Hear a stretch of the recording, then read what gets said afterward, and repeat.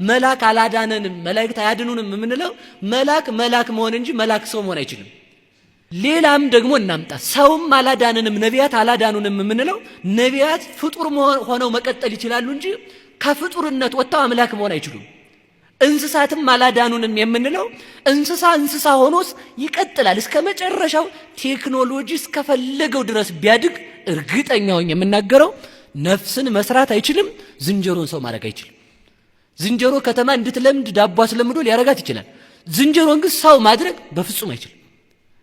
እነዚህ ሁሉ አላዳኑንም የምንለው ሁሉን የሚችለው እግዚአብሔር ነው። ሁሉን የሚችለው ነው ሰው የሆነው።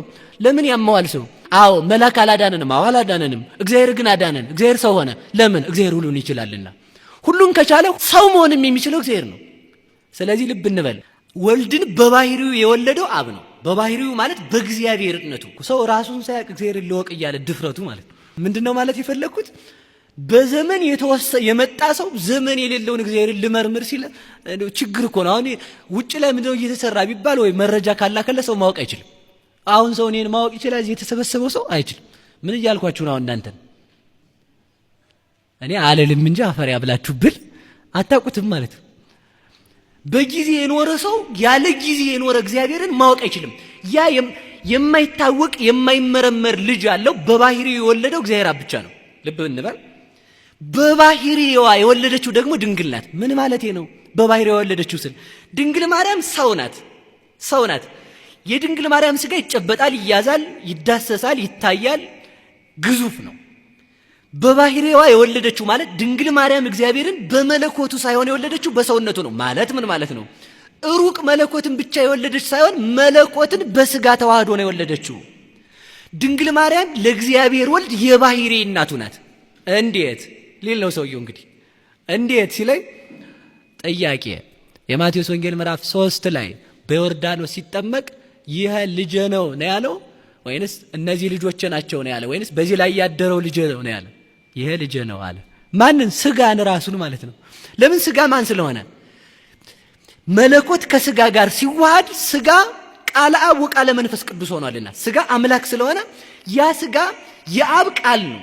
ያ ስጋ ከድንግል ማርያም ስጋን የተነሳው ያ ስጋ አካላዊ ቃል ሲዋሃደው ምን ሆኗል ማለት ነው? አምላክ ሆኗል። ስለዚህ በባህሪዋ ወለደችው። የባህሪ ልጅ ያለው እግዚአብሔር አብ ነው።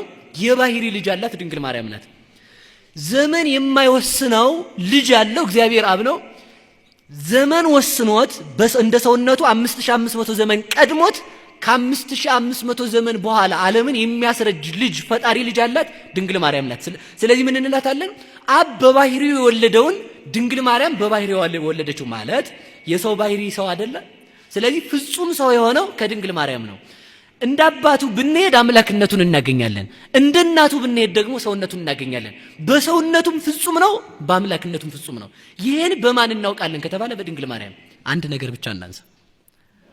አንድ ልጅ ያለው ማን ነው? አብ ነው። አንድ ልጅ ያላት ደግሞ ድንግል ማርያም ናት።